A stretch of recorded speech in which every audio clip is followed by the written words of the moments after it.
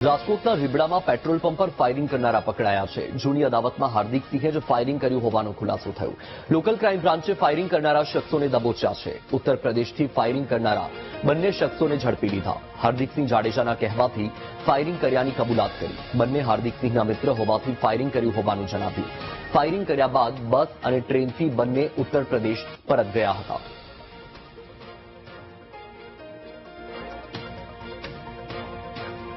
વધુ માહિતી મેળવીએ સંવાદદાતા ભાવેશ ફોન લાઈન પર છે। ભાવેશ, રીબડામાં પેટ્રોલ પંપ પર ફાયરિંગ કરનારા પકડાયા છે, શું અપડેટ?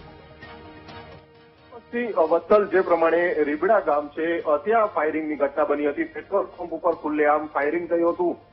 જોકે આ ફાયરિંગ છે તે હાર્દિકસિંહ જાડેજા નામના જે શખ્સ છે તેમના દ્વારા કરાવવામાં આવ્યું હોવાનું પણ સ્પષ્ટ થયું હતું। તેમને જવાબદારી લીધી હતી। એવામાં ક્યાંક અનેક સવાલો છે તે ઉભા થયા હતા। પોલીસની કામગીરી ઉપર પણ સવાલો ઉભા થયા હતા। ત્યારે હવે રાજકોટ ગ્રામ્ય પોલીસ દ્વારા ઉત્તર પ્રદેશ આ બંને વ્યક્તિઓ છે તેને ઝડપી પાડ્યા છે।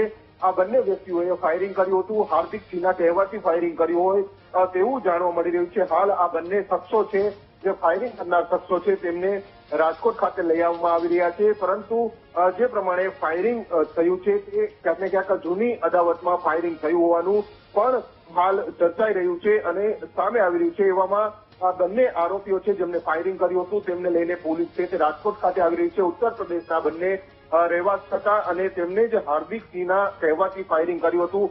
અનિરુદ્ધસિંહ જાડેજા અને રાજદીપસિંહ જાડેજા ની વચ્ચે જે મામલો હતો તેમના પેટ્રોલ પંપ એટલે કે તેમના ભત્રીજાના પેટ્રોલ પંપ ઉપર આ ફાયરિંગની ઘટના બની હતી ને ત્યારબાદ આખો મામલો છે તે સામે આવ્યો હતો અને જેને જ લઈને હવે રાજકોટ ગ્રામ્ય પોલીસે જે કાર્યવાહી છે તે કરી છે। જી બિલકુલ ભાવેશ, માહિતી સાથે જોડાયા આપનો આભાર।